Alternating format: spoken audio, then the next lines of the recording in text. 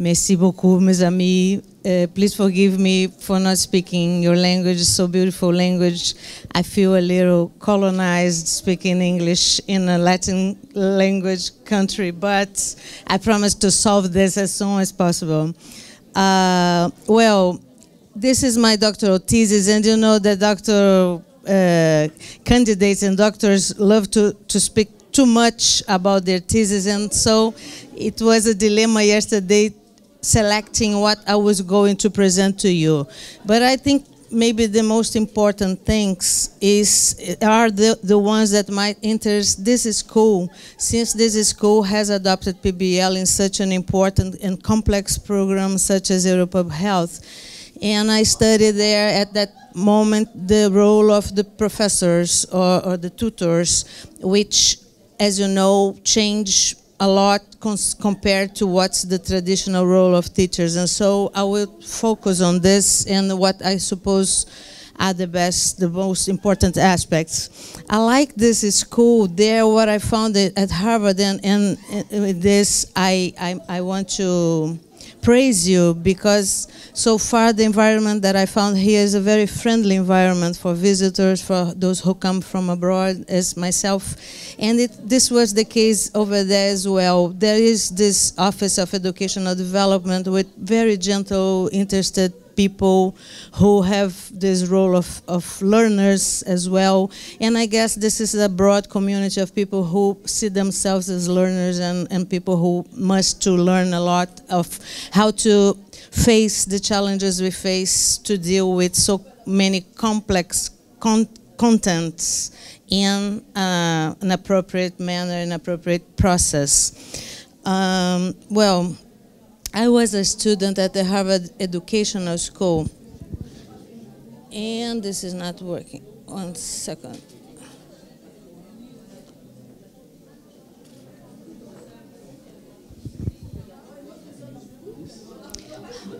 Okay. While we're resolving this now this is easy. Hitch, just to say that we have a link up with Kasia Chabalowska of Maastricht University somewhere. All right. Hi, Kasia. Well, and so briefly, what I would like to do today was to present some characteristics of the curriculum there at the Harvard Medical School. I was in the educational school studying the medical curriculum. I am a physician myself, and so Bob Keegan convinced me that I should study, because I went to the doctor to study popular education focused on communities and not in formal educational environments. Reflect upon the challenges to the faculty body, which is the center of the story. Identify their motivations and roles. Well, the story of PBL has now already 40 years, began in Canada, the land of our fellow Jeannie, and followed shortly after by Maastricht, Casia's land, adopted land. Newcastle is well known as well in Australia. New Mexico in the US had this curriculum that is very interesting, which is PBL-based and also community-oriented, and Harvard entered the field in '85. The important thing about Harvard in adopting PBL is that it's a major, mainstream, well-known and famous, rich university. And so it changed the game somehow, because now you have a very prestigious university and medical school taking the risk of doing it. And my curiosity when I got there was how the people who were professors at that so prestigious institution would adapt to a role that is not to be in the center stage, where you are not seeing as the focus, as the source of every knowledge, and you should be much more able to see the students, understand, know each other, and anyway, adopting several different roles that were not common for them. And besides, knowing that people who are not very experienced in PBL think that what is to be done, what is supposed to be done, is to say nothing and to be there, I mean, without interfering much, which is not the case as well. And so it's a specific intervention that demands much more thought than simply staying there and watching the game going on. Well, and then you go to the literature. The literature that I researched then and that I still research today sometimes describe things that are not that easy to imagine, much less to do. For example, I love this quote: "The active tutor should have a plan for each tutorial but rarely invoke it. Should have knowledge but not unload. Should have questions but not ask." And so you think, well, then what? And the same author says, well, eventually a good parameter would be to occupy the same amount of time as each other member of the group. And then I was starting to relax. Well, that is something we can explain to people. And the problems also come from, for example, this idea that many faculty, and we know human beings, love to hear their own voices and be seen as experts, seen as very smart, etc., etc. And the literature was saying that sometimes the expert is worse than the non-expert to do the work in PBL, because the expert feels so anxious to share their knowledge and sort of, how do you say, atropela, when a car hits someone and it's like the expert, interfere too much and too early, more than much, too early, because you really need, as you know, who have been a tutor, to deal with some anxiety until things get into track. Besides, another question that called my attention is that, for example, in Brazil, the most prestigious institutions do not bother much with changing education or investing in education. They are much more concerned with research, and the education comes as if it was already a given or wasn't to bother much. And the Harvard Medical School has produced 15 Nobel Prizes among the faculty body, and I was really curious to know how these people have managed so much prestige in research and such investment in education. Until '85, they had the traditional medical curriculum that I don't know if you guys know, but it's the traditional one is in 2 cycles. First, there is this 2 years of biomedical science, so that students forget what they went to do in medical school. According to my experience, you don't see anybody, you don't see people, you don't see human problems, you only see cells and tissues. And then traditionally they go to the hospital, and so they may leave the medical school without never seeing healthy people and understanding how people live. And what's called attitudes right now, which is the way one position himself or herself regarding the practice, wasn't that a big problem as well. It means that the knowledge bases and the technical aspects are much more valued than the human aspects in medical education until now. And then in '85, Harvard is a private institution. They had a dean who was a visionary and decided to change it all. And then implemented the new pathway to medical education curriculum, first as a pilot in parallel to the traditional curriculum. 2 years later, they changed it radically. And one of the innovations that I was the one that I studied is the patient-doctor relationship sequence. Means that they teach and students learn how to deal with patients, with people across the 3 first years of the 4 years of medical school. And it's not only the patient relationship with the doctor, but it's also the patient relationship with their families, with their communities, the institutional relationships. Is a very interesting content.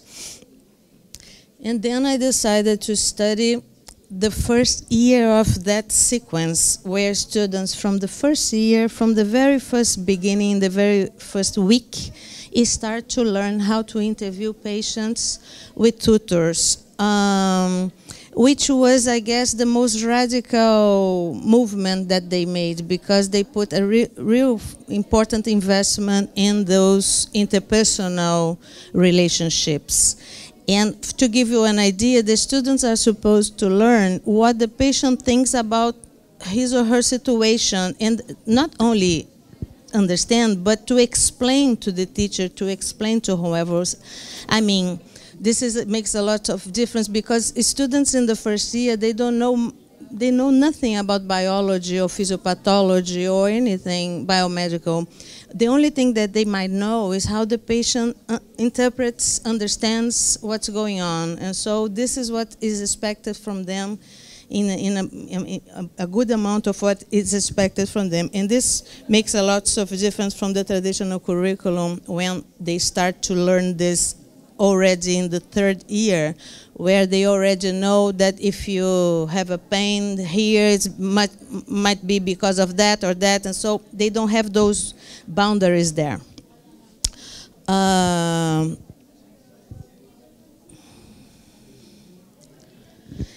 And the problems that this puts to the teachers, because besides of not being the center stage, they are not dealing as well with subjects that they are the big experts, because nobody's the big expert in relationships. I mean, it's not the case for such a large course with so many faculty. Everybody knows how to do those interviews and to practice medicine, but not necessarily content experts, which was not the case at all.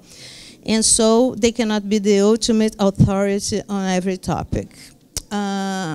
Other problem that I raise, and has to do with your school here and mine there, I guess this is everywhere, is the competition for time of the professors to publish, and in the case of medical schools, to take care of patients. And where does the money come from?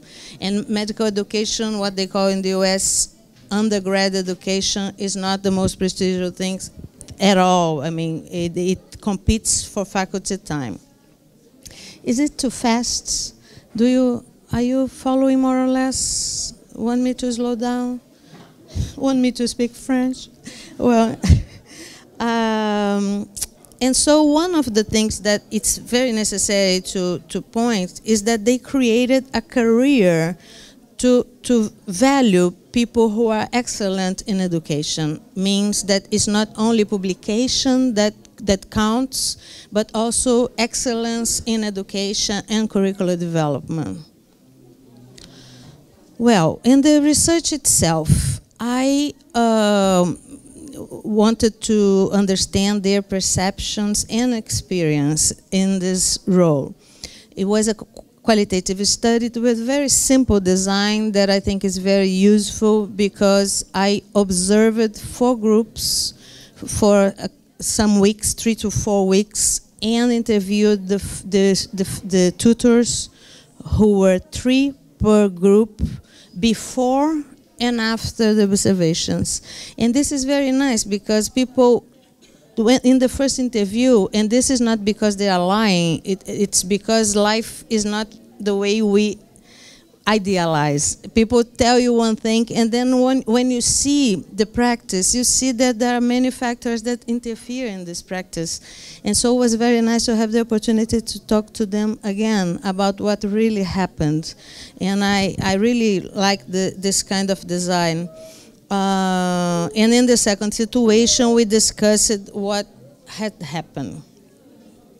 Well, there were 12 professors, with 4 of them for more than 20 years in practice as physician, and 6 of them much less experienced, 5 men and 7 women. And the nice thing, I randomly selected the 4 groups among the overall amount of 27 groups, I guess. And it was very nice because the groups were very different among them. And one of the groups simply did not work well. And this was really rich to analyze why, as I will tell you later. And one was defined by one of the interviewed as good as it gets, was excellent, and the others did not click. I mean, doesn't work at all. And the other 2 in an intermediate situation. I was interested, and I won't have time to tell you now about the gender questions involved in education, in medical education, higher education. So there is a whole agenda in the thesis about gender issues and feminist pedagogy, how feminists there in the US discuss the issues of education. That helped me a lot to analyze what was going on. This is a sort of long story. I will not enter much here. And so what did they tell me about their roles? They tell me mostly those 4 roles. The first as facilitating group work. The second was role modeling. The third, providing feedback. And the fourth, and not the most important, imparting, sharing information. I'll discuss a little each one and sort of give, I want to be brief so that we can debate if you want. And so the facilitation, they stress a lot the idea of asking questions and not giving answers. Giving context to students' comments, integrating pieces of information so that the discussion could follow. And it's nice to see the word that people use. Provide them some feedback, but not succumbing into their seduction when they say, tell us, to give the right answer, the definite answer. The role model part, it was nice. We all know that teachers are models, are role models, but what these people told me, since they had those long-term, deep relationship with students, was very nice, is that the students look to the teachers to know how is their lives, how are their lives, if their life as a professional is worthwhile or not. I mean, they want to know how you live, if your life is worth living. I mean, this was very interesting. And also the issue of the analogy between the teacher-student relationship with the patient-doctor relationship. And so this person said, the students are going to act to the patients the way you act to them.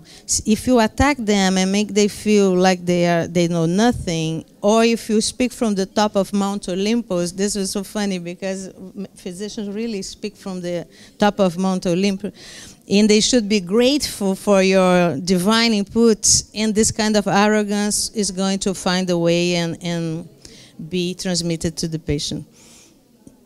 Well, the theme of feedback has lots of literature already, if you want, but it's a matter very interesting because on the one hand, they were learning how to help the students to be self-critique and more aware of their own weakness and strength, but also this dilemma of being the wish to have a nice relationship with the students as a barrier to be more critical when it's necessary to be. And the difference between criticizing the performance and criticizing the person, which is a very important insight in medical education, and moreover, not overloading them, not giving too much feedback that people cannot absorb.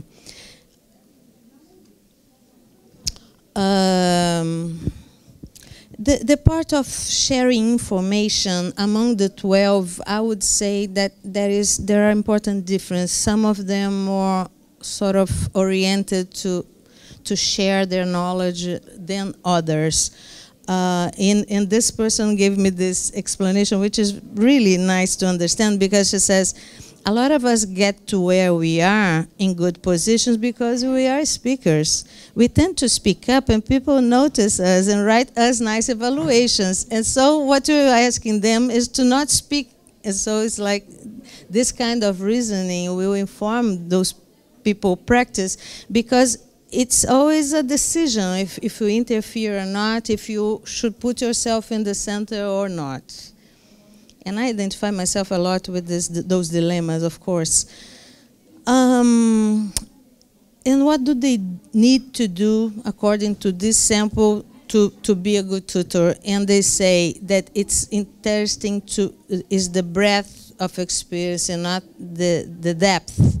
That someone who is much too specialized and feels specialized, might not be the right person. Being a citizen of the world is more important.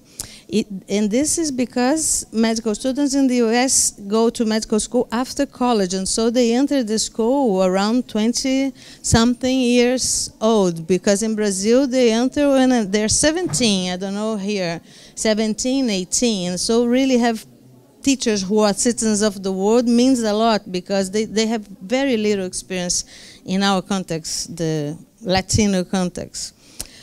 A good tutor is a good listener and should be open-minded, attentive, organized, and identified with the students' work. Patient, flexible, self-aware, etc., etc. As you see, not an easy task. Well, and why do they do that? Since these people are under so many pressure, why would they bother to teach first-year medical students how to do interviews?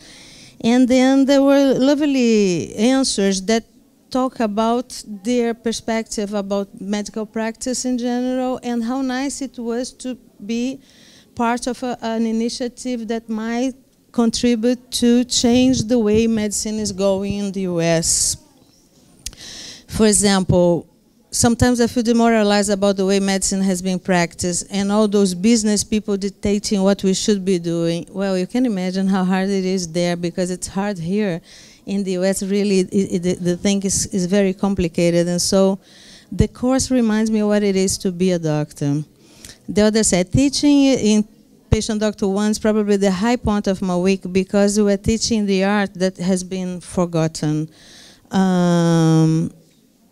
You need to be teaching, but the things you are really, and this was the opposite voice, a young woman who was saying, you need to be teaching, but the things you really need for promotion publications, and I need to do as much research as I can. This is a big time commitment. I think that the incentives aren't there. That's one of the disadvantages to being in an academic center. There's not a lot of value placed on teaching. Which is a contradiction, but... And so, how can I say? Well, one or two details that are not written. For example, one of the tutors is a man who shared the office with the author of one of the most read textbooks in medicine, which is the Harrison and Heiselberg, and he was the colleague of this Heiselberg in the same office. And so was a man of 65 years, brilliant man, and he was so excited, so happy to do that, and learning so much. It was really nice. I think for him, for example, never forget this man, was one of the big pleasures, and he was learning from his students. I was delighted to see. For the youngest, on the other hand, the pressure, the institutional pressure is much more strong and much more complicated, and it's a disincentive for sure. And so what I would like to pinpoint to finish is that the idea of teaching excellence and educational expertise, curriculum development, those are not easy things. And so they should be valued in any sort of career path. This course benefit as well from being interdepartmental. Departments are another question that you all know. I mean, they help they solve some problems, but create barriers that are really complicated. I was delighted to know from Laurence and William that in the school here you have epidemiologists in the different departments, and this is so nice, because otherwise you have the Department of Quantitative, the Department of Qualitative, the Department of whatever, and so this impoverishes the institutions. Course management and the academic manager is very, very important, and I don't think this role of managing in academic settings is valued enough, and those who are in this position know how hard it is, and I think we should have more support for that, including the professional development for academic manager, because most of us who do academic manager do not come from any sort of specific fields. The other issue that has to do with academic management is faculty development. They adopt several ways to do it, and it's very, very interesting. I don't have time to enter much of this, but just to give an example, a session of faculty development, watching a video of a girl interviewing a person. And some of the teachers in the room would say, oh, this is great. We did a great job. Take a look. This girl is great. And the others would say, we should fail this girl. This is a disaster. She didn't learn anything. And so you see that really is necessary to put people together and see if they can agree on something.